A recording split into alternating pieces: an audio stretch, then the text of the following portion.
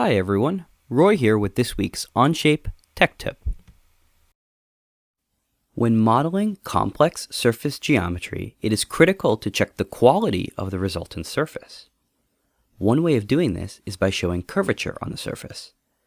Simply right-click on the surface and select Show Curvature, or use the shortcut Shift-C.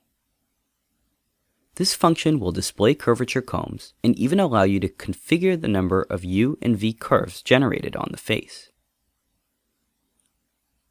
Show Curvature can be used on surfaces as well as edges and sketches.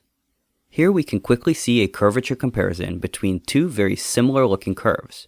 One was created with a 3-point spline and one created with the new Bezier curve feature. It's clear that the Bezier will produce a smoother result.